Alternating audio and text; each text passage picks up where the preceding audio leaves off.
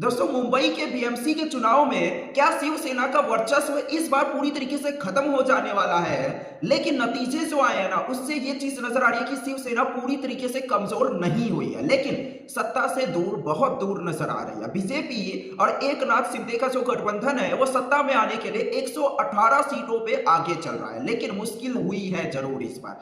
शिवसेना, ठाकरे और उनका गठबंधन करीब करीब 67 सीटों पे आगे नजर आ रहा है। ये सब एक ट्रेंड है, लेकिन अभी चुनाव का रिजल्ट आना बाकी है। लेकिन जो नतीजे सामने आ रहे हैं उससे यही साबित हो रहा है कि बीजेपी इस बार उद्धव ठाकरे को हराने वाली है।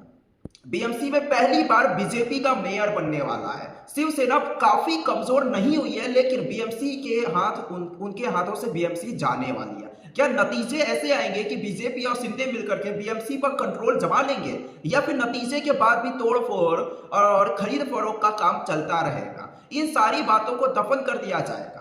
पुराने चुनावों की तरह क्या इस बार भी वही होगा? लेकिन हम अपने इस वीडियो में ऐसी ऐसी चीजें आपको दिखाएंगे जिसको सुनकर के आपको काफी हैरानी होने वाली है। पहली चीज महाराष्ट्र के जालना से पत्रकार गौरी लंकेश की जो हत्या हुई थी, उसका एक आरोपी जिनका नाम है श्रीकांत पनगरकर, वो स्वतंत्र उम्मीदवार के रूप में इस बार बीएमसी में जीत चुका है। श्रीकांत जो है अपनी जीतने का जश्न मना रहे हैं, जो कि जमानत पे बाहर है, जो इनको बेल मिली हुई है। 2024 में एकनाथ शिंदे की पार्टी में ये शामिल हो गए थे। जब हंगामा हुआ तो एकनाथ शिंदे, शिवसेना दोनों ने ही किनारा कर लिया। इस खबर से अगर आपको झटका नहीं लगा है तो कोई बात नहीं, लेकिन भारत के अंदर आप देखो कि कई सारे पंचायत है, कई सारे निकाय हैं जो कि चुनाव को देखते होंगे, तो आपको लोकतंत्र को बीमार करने वाले तत्व भयानक रूप से बार बार नजर आएंगे। हत्या का आरोपी स्वतंत्र रूप से चुनाव को लड़ भी रहा है और उसको जीत भी रहा है।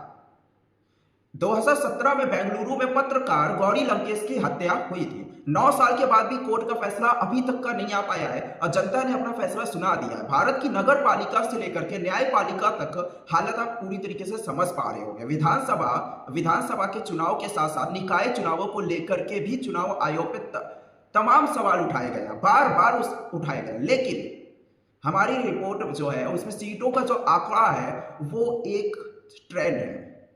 वास्तविक संख्या में इसमें थोड़ा सा ऊपर नीचे जरूर हो सकता है, लेकिन ले देकर के यही नजर आ रहा है कि बीजेपी एक बार फिर से मेयर बनने को तैयार है। एक और चीज है जिस वजह से इस समय बीजेपी को हराना मुश्किल है। बीजेपी के पास एक ऐसी पावरफुल पार्टी है, बीजेपी अलायंस है, जिनके पास 10,000 करोड़ रुपए का चंदा है। बाकी स्टेट्स की पावर तो अलग है, जो वो बीजेपी की सत्ता में है, सरकार है, वो भी अलग है। 10,000 रुपए फंड में किसी भी पार्टी के पास इसका आधा तो छोड़िए, किसी भी पार्टी के पास 200 करोड़ 300 करोड़ से ज्यादा है ही नहीं, और इनके पास 10,000 करोड़ रुपए है। विपक्ष के खेमे में अलायंस की सबसे बड़ी पार्टी कांग्रेस भी राज्य दर राज्य अब कमजोर होती नजर आ रही है और वापसी करती नजर भी नहीं आ रही है। हर जगह पे ऐसा नजर आ रहा है कि कांग्रेस धीरे धीरे कमजोर होती नजर आ रही है। और तीसरा रीजन जो कि बीजेपी के सपोर्ट में है, सुनिए जरा। कल्याण डोंबिवली में बीजेपी के महेश पाटिल के सामने एमएनएस के नगर, एमएनएस मतलब समझ रहे हो ना, पार्टी जो उनके प्रमुख थे मनोज घराट ने उम्मीदवारी वापस ले लिया। और उनपे आरोप क्या लगा है? उनपे आरोप लगा है कि 5 करोड़ रुपए में वो बिक गए हैं भाजपा के हाथों। कल्याण डोंबिवली में बीजेपी और एकनाथ शिंदे के 15 उम्मीदवार निर्विरोध चुनाव चुन लिए गए हैं। इसे लेकर के शक तो पहले से ही सबके मन में था, लेकिन अब यह और भी तेजी से बढ़ते चला जा रहा है। लेकिन जवाब मिलता ही कहाँ है अपने भारत देश में? चुनाव मजाक बनता चला जा रहा है और जवाब देने को कोई तैयार नहीं है। राज्य में 69 निर्विरोध जीते हुए हैं इस बार। इनमें से बीजेपी के 44 उम्मीदवार निर्विरोध जीते हैं और एकनाथ शिंदे के 22। कांग्रेस का भी एक उम्मीदवार निर्विरोध जीता जरूर है। कहा गया कि ऐसा कभी भी नहीं हुआ है। पिछले 2 निकाय चुनाव में यह संख्या 10 से 11 के आसपास रही थी। इन इलाकों में रहने वाले लोगों को मतदान डालने का अवसर भी नहीं मिला है।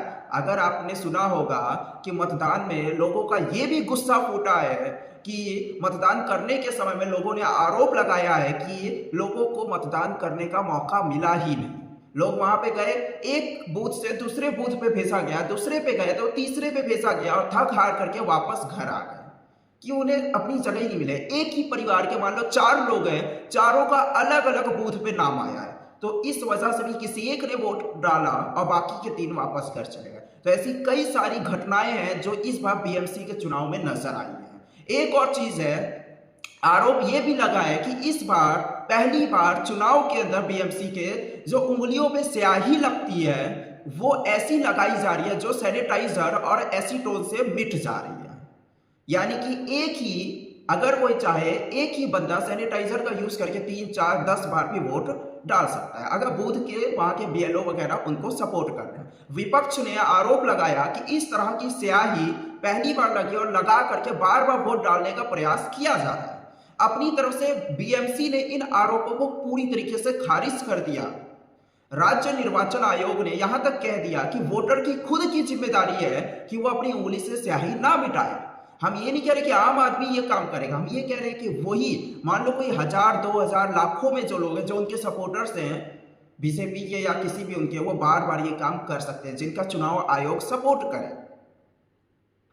जिनका चुनाव आयोग सपोर्ट करे। बीएमसी ने कहा कि अगर इंक सूखने से पहले निशान को हटाया गया तो उस पर कार्रवाई की जा सकती है। पहले बीएमसी ने इससे पूरी तरीके से इनकार कर दिया और अब जाकर के इस पर जांच करने की बात शुरू करने की कोशिश करें। क्या जांच होगी? आप जानते हैं मुंबई के चुनाव में पैसे का इस्तेमाल को लेकर के भी आयोग पे आरोप लगे कि वो बीजेपी शिवसेना सिद्धि के लिए आंखें पूरी तरीके से मूंद रहे हैं।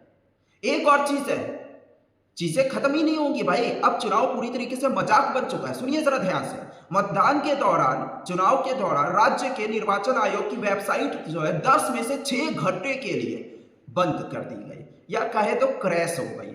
निर्वाचन आयोग की वेबसाइट क्रैश कर गई।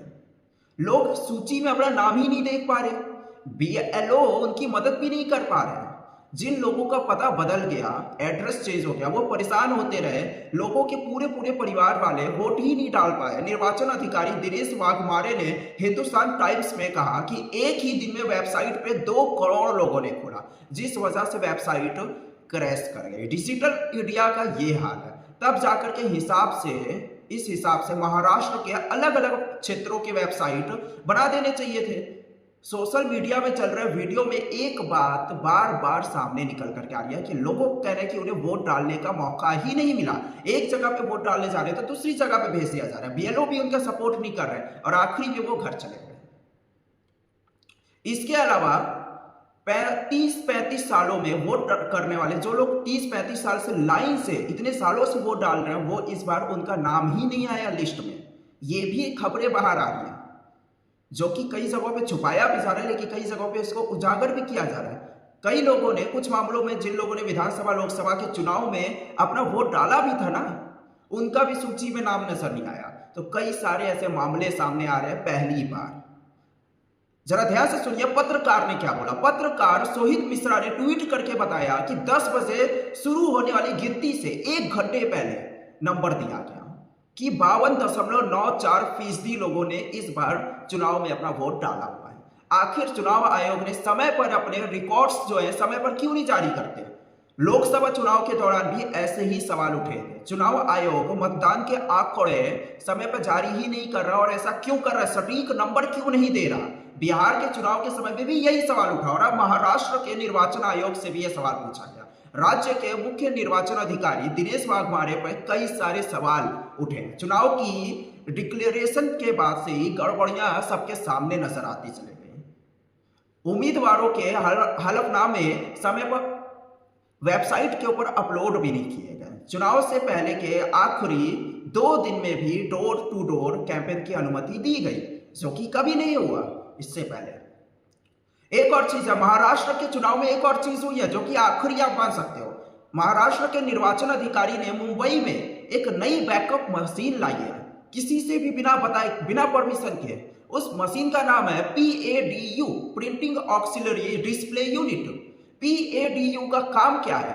यदि कोई ईवीएम मशीन काम करना बंद कर देती है या किसी भी प्रकार की कोई टेक्निकल एरर आता है तो PADU मशीन का इस्तेमाल किया जाएगा। कुल 140 PADU मशीन को अलग अलग बूथों पे भेजा गया।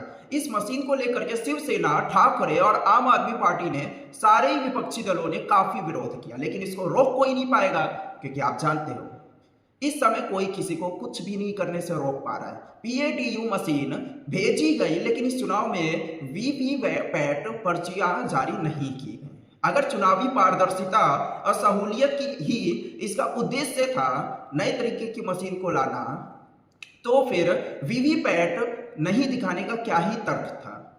विपक्ष के नेताओं ने भी लेकर के इसको सवाल उठाए हैं। चुनाव के आखिरी समय पर ऐसी मशीन क्यों लाई? दोस्तों, एक समय था जब चुनावों के नतीजे आने पर सारे दल मिलकर के, सारी पार्टियां मिलकर के चुनाव आयोग को विजेता कहा करते थे कि इन्होंने हमारे सपोर्ट में काफी काम किया, सभी उनको धन्यवाद कहते थे। लेकिन अब चुनाव आयोग पे एक से एक ऐसे आरोप लग रहे हैं, चुनाव आयोग उसका जवाब देना भी सही समझ नहीं रहा है कि चुनाव आयोग अब चुनाव जैसा लगता ही नहीं है। सभी का कहना है कि चुनाव अब पहले जैसा चुनाव रहा ही नहीं है, और चुनाव आयोग को भी नहीं लगता कि इससे बहुत ज्यादा कोई फर्क पड़ेगा। यूपी हो या बंगाल हो, यूपी से बंगाल में एसआईआर को लेकर के आ रही खबरों से ऐसे नजर आ रहा है कि कितनी जटिलताएं हैं, लेकिन उन सबको भी छुपाया जा रहा है चुनाव आयोग की ओर से। लेकिन जैसा कि मैं बार बार कहता हूं कि नगर पालिका से लेकर न्यायपालिका तक आप कहीं पर भी नजर डालो, अपना देश कैसा दिखाई दे रहा है सबको खुद ही समझ में आ जाएगा। बस इस वीडियो में इतना ही। आपको क्या लगता है, चुनाव अब हमेशा ऐसे होंगे? आप भी अपनी राय को कमेंट करो,